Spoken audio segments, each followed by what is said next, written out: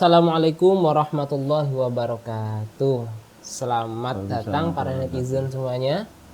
Kemarin kita membahas tentang taraweh, cepat atau tidaknya. Nah, sekarang kita episode kali ini akan membahas tentang sesuatu yang sering dilakukan di bulan Ramadan juga.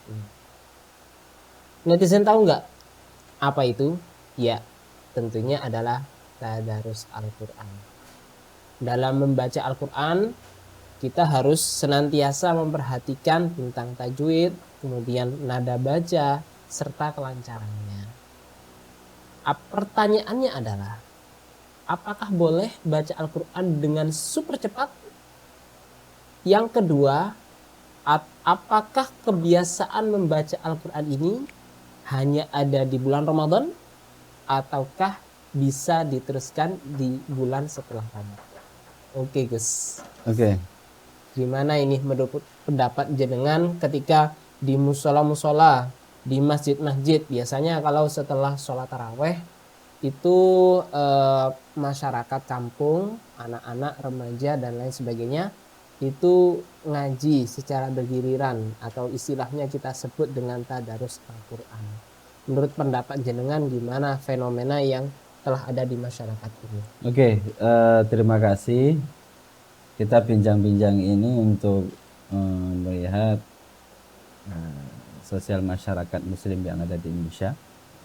Istilahnya itu tadarus Al-Quran. Kalau kita langsung memberikan justifikasi, bentar dulu, itu sudah menjadi adat istiadat yang baik, adat istiadat yang harus kita jaga. Tapi penggunaan dari tadarus ada istilah itu dirosah. Padahal bahasa dirosah itu lebih pada pemaknaan baca satu ayat, memahamkan lebih mendalam. 1, 2, 3 ayat terus didalamkan. Itu dirosah Al-Quran. Kalau menjadi studi menjadi studi Islam atau dirosah Islamiyah, ada jurusan sendiri itu. Nah, akan tetapi itu menjadi pengistilahan untuk yang semangat ketika darusan. Tapi masalahnya ada yang cepet pol. Nah, kemudian ada yang bacanya anak kecil-kecil yang salah-salah. Artinya kan namanya salon itu kan atau pengeras suara ya kan kedengar semua. Kedengar, jadi mengganggu tetangga gitu. Mengganggu tetangga. Maka kadang-kali ada waktunya. Misalnya sudah waktunya istirahat, misalnya jam 11.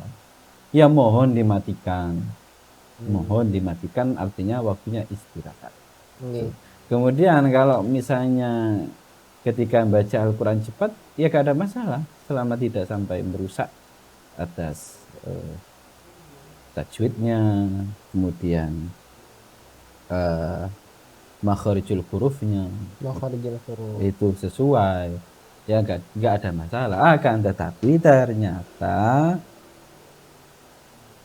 ada aja yang waktunya masih belajar dikasih mic gitu lah. Nah, itu yang biasanya sering terjadi di kampung-kampung ya. Dulu itu saya pernah ya, kan dulu kita pernah waktu kecil gitu sih. Itu setelah sholat tarawih mau main, ternyata oleh orang tua itu disuruh untuk ngaji. Alasannya, gak apa-apa le, walaupun awakmu si terbata-bata, sementing awakmu kudu wani tampil dhisik. Sebagai pembelajaran kayaknya relate juga Gus, diterapkan sepanjang zaman, walaupun zaman sekarang ini kan kebanyakan anak-anak di usia SD saja itu kebanyakan banyak yang main HP. Jadi dari sisi syariat ini apakah membolehkan dengan alasan seperti itu? Begini, artinya ada, kita sebelum ke syariat ini kan secara teknis ya. Teknis. Kalau bahasa tadi teknisnya ini ada masalah kalau di pengeras suara itu akhirnya bacaan-bacaan Al-Quran yang salah itu tersebar dengan bacaan yang salah terus dibiarkan. Itu yang maksud saya salah. Artinya kan yang itu jangan dulu lah, kasih tempat sendiri untuk membaca, belajar dulu. Karena takutnya tersebar atas bacaan yang salah terus didiamkan. Dan yang mendengarkan kan sama.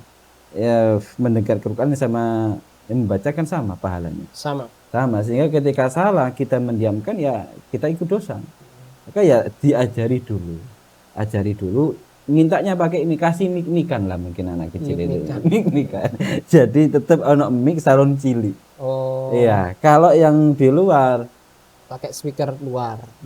Yang sudah mahir, maka hal ini sesuai daripada Imam Syafi'i mengatakan yajibu alaman yaqra'u al-Qur'ana ayyura'iya tajwidal hurufi wa yaqra'ahu bitamahhulin. Jadi wajib setiap orang membaca Al-Qur'an harus menjaga tajwid daripada huruf dan membacanya ya dengan tamahhulin, dengan tenang. Cepat sih agak masalah, tapi sampai merusak maka salah bacaannya dan sebagainya. Harapannya kan cepet-cepetan.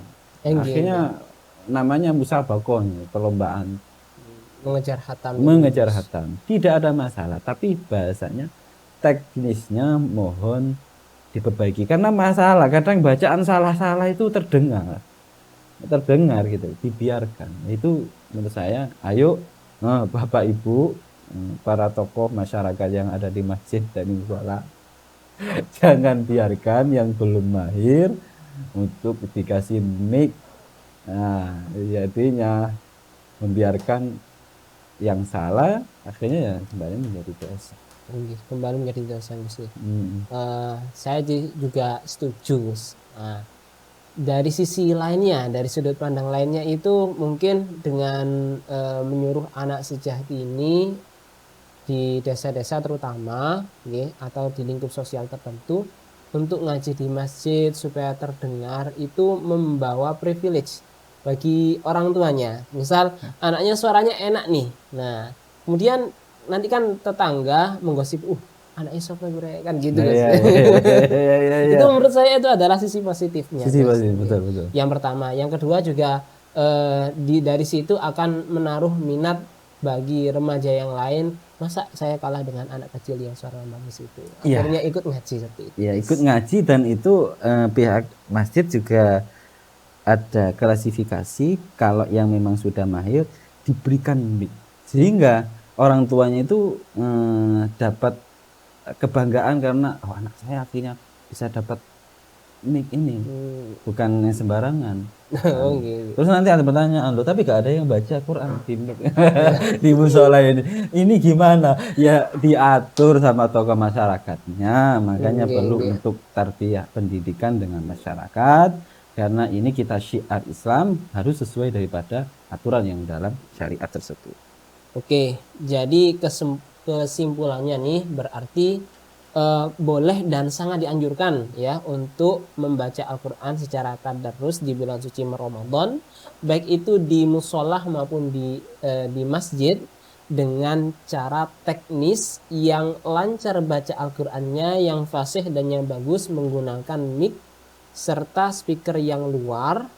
Dan untuk yang dalam masih proses pembelajaran atau tarbiyah bisa memakai mic atau speaker dalam. Nah, mungkin dari sekian percakapan kita lanjut ke episode berikutnya. Jangan lupa subscribe dan like channel ini. Terima kasih. Assalamualaikum warahmatullahi wabarakatuh. Waalaikumsalam warahmatullahi wabarakatuh.